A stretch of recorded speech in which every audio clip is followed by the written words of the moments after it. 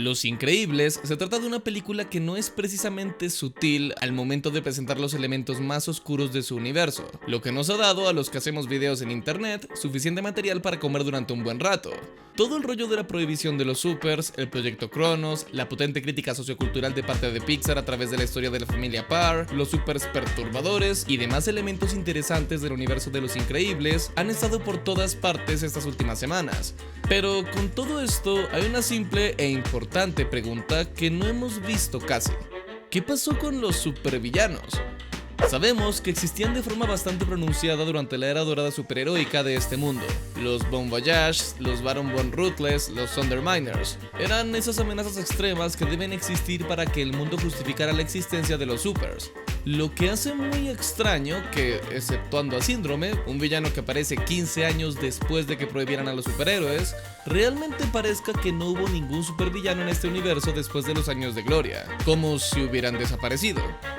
Es un detalle muy específico, muy raro y le da inicio a este video que, aunque comenzó como uno común y corriente intentando resolver un misterio pequeño en 11 minutos o menos, acabó convirtiéndose en una investigación gigantesca que termina revelando uno de los secretos mejor guardados del mundo de Los Increíbles, una conspiración gubernamental hasta los más altos niveles con evidencia por montones en cada esquina de las películas. Pero me estoy adelantando un poquito.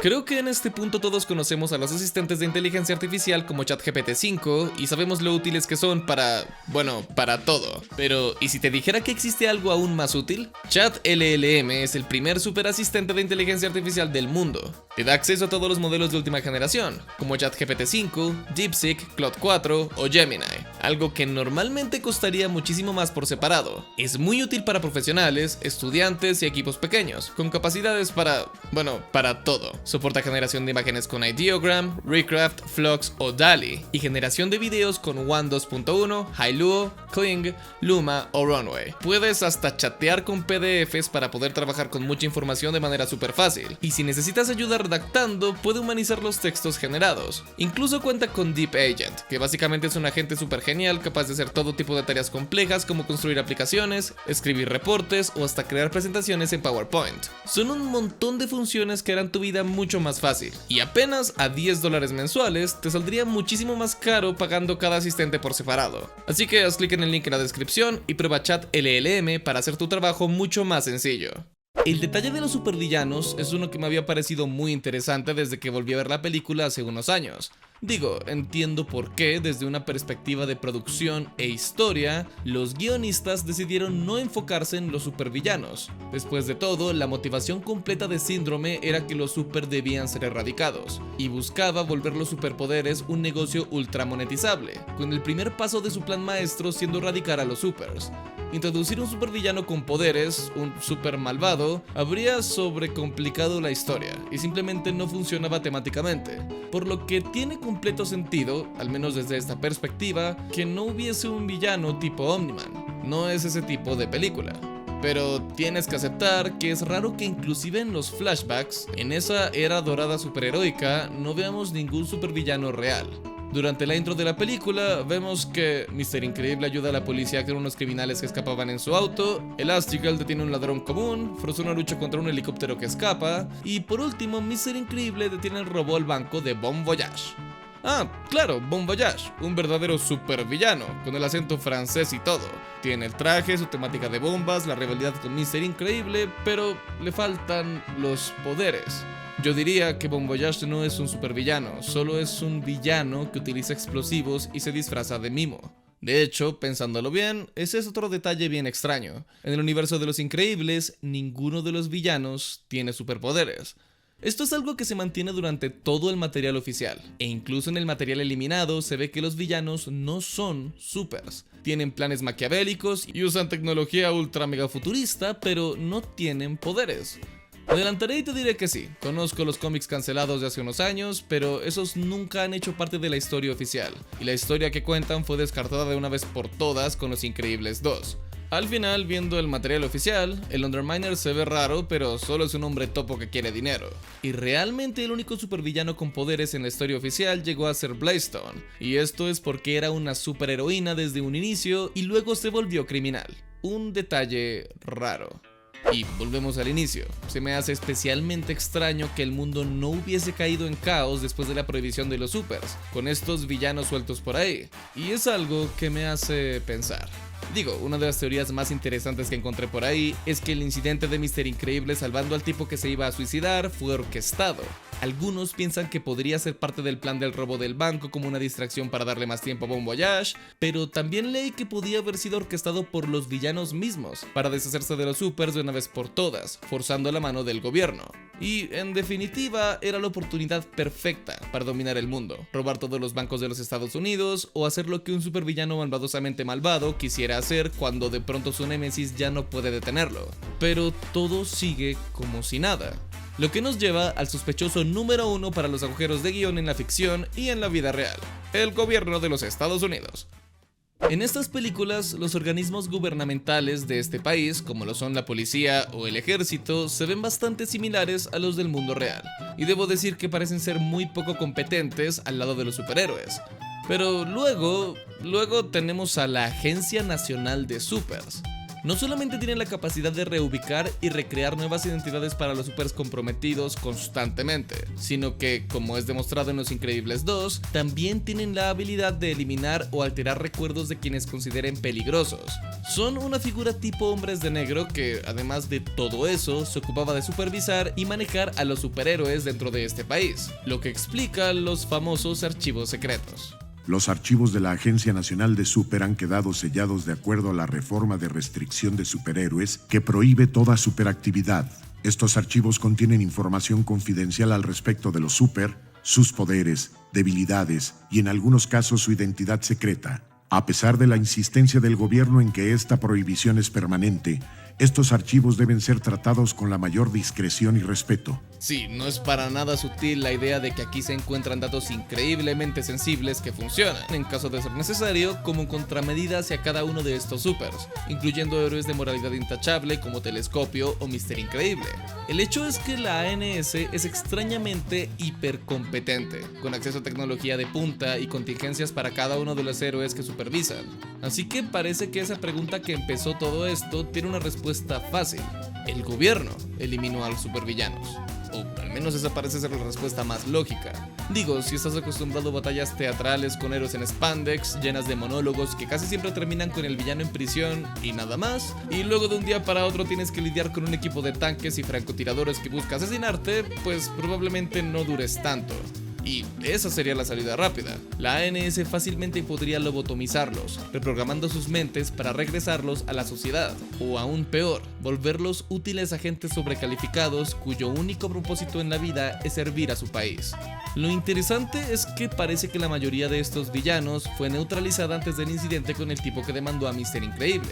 En esa sección solamente aparece Bon Voyage y de los otros villanos no se menciona absolutamente nada. Días después sucede la demanda y en cuestión de semanas los supers estaban prohibidos. Todo esto sin alguna catástrofe causada por un supervillano.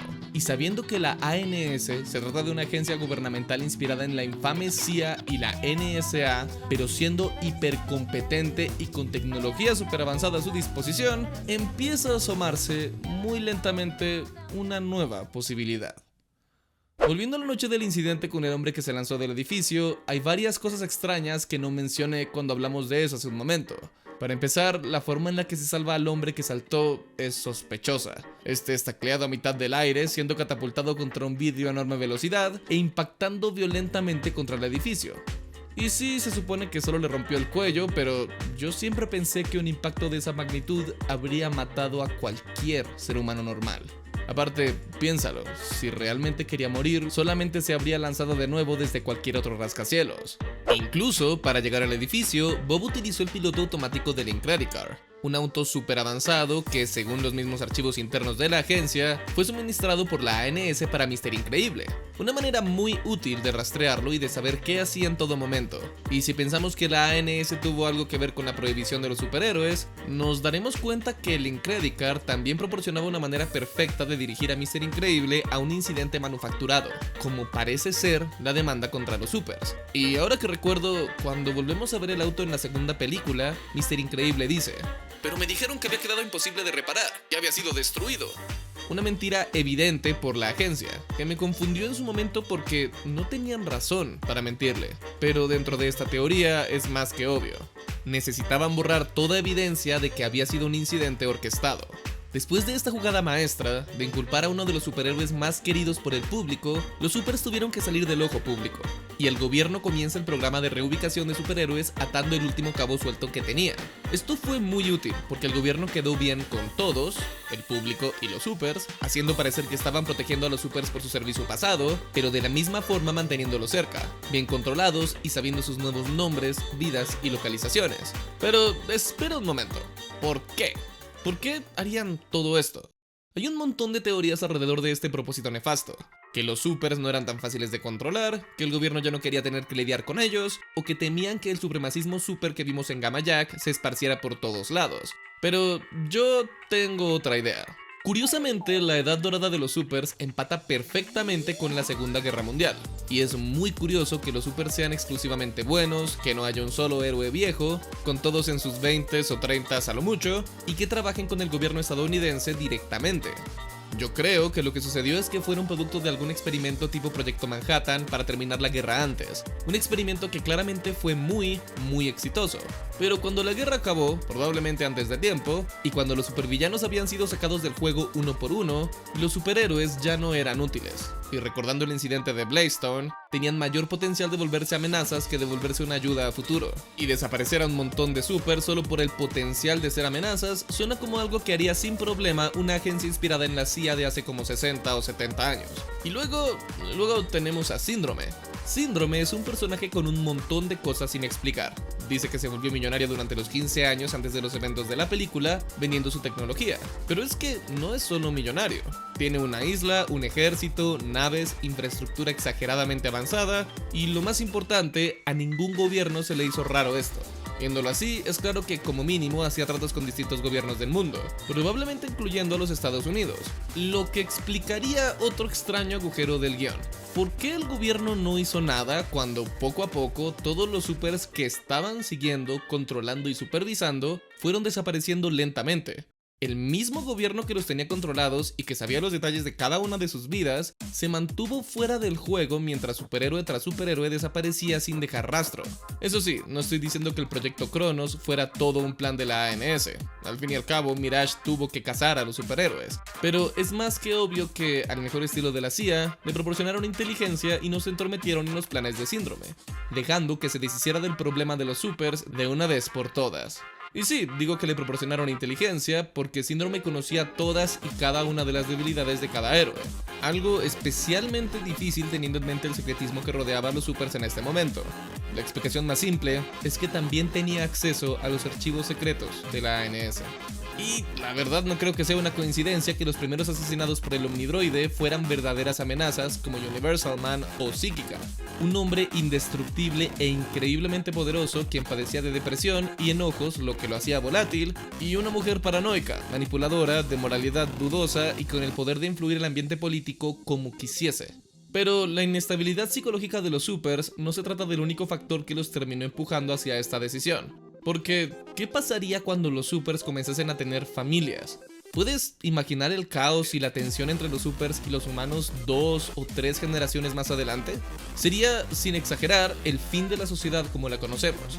Y solo haría falta una super como Psíquica, con esa moralidad dudosa, para cambiar completamente el orden social, destruyendo por completo el sitio alto del gobierno sobre los supers. No, esto no podía permitirse. Sumando que los supers de segunda generación son muchísimo más poderosos que sus padres. Los hijos de los Parr no solo son más poderosos, especialmente Jack, sino que son completamente biológicos. Representan la siguiente evolución del genoma humano, que generación a generación se irá adaptando para crear nuevos seres, más veloces, más poderosos y más peligrosos. El verdadero nuevo paso de la evolución humana, una raza superior, o al menos eso es lo que diría un supremacista super como Gamma Jack. Y esto no se limitaba a los supers, porque el señor Devor, el padre de Winston y Evelyn en la segunda película, era el mayor benefactor de los superhéroes y pensaba que eran la última línea de defensa y lo mejor de la humanidad. Y coincidencialmente, fue asesinado en su propia casa poco tiempo después de la prohibición a los supers. Más y más sospechoso. A partir de aquí, los hechos de la primera película suceden exactamente igual como los vimos. Mr. Increíble es llevado a la isla por su crisis de mediana edad, cae presa de las trampas de Síndrome, conoce a Síndrome, descubre la verdad del proyecto Cronos, pero sobre todo del genocidio superheroico que causó que los restantes se escondieran, como vimos en Los Increíbles 2. Y a pesar de parecer imposible de vencer, Síndrome termina derrotado por la familia Parr. Lo que nos lleva a nuestra última pieza de evidencia. Escasos 3 meses después del ataque del Omnidroide, en la segunda película, se nos revela que se canceló el programa de reubicación superheroica. Cosa extraña y salida de la nada, pues han nacido nuevos supers, nuevas personas con habilidades a las que les vendría bien un programa así para ocultarse. A menos que, como dicen en la misma escena, los políticos ya no considerasen útil al programa. Y creo que esto es por la nueva fama de los supers después de la lucha contra el Omnidroide en la ciudad. Ahora el público los amaba y esperaban su regreso. Ya no era suficiente con controlarlos, y lo mejor que podían hacer era abandonarlos a su suerte y dejar de gastar recursos en ellos, con la esperanza de poder apresarlos si hacían otra cosa estúpida como luchar contra el Underminer. Lo que significa que sí, todo fue una gigantesca conspiración del gobierno, en un intento desesperado por mantener el control de los humanos normales sobre los supers, y para evitar que su arma de guerra, ahora obsoleta, termine cambiando la sociedad humana de manera irreversible pocas generaciones después. Honestamente, yo creo que la teoría es real, porque no solo funciona a nivel de historia, sino que, temáticamente, conecta con el mensaje más profundo de Síndrome en la primera película, y con el estado del mundo en la segunda película, y la búsqueda de Winston Endeavor de devolver a los héroes al estrellato. Así que espero que esta mega teoría te haya gustado. Like al video si te gustó, suscríbete para más videos como este, y comenta si has visto otra evidencia para la gran conspiración en contra de los supers. Porque, quién sabe, tal vez debamos hacer una parte 2 en un futuro para profundizar más en este universo tan interesante. Adiós.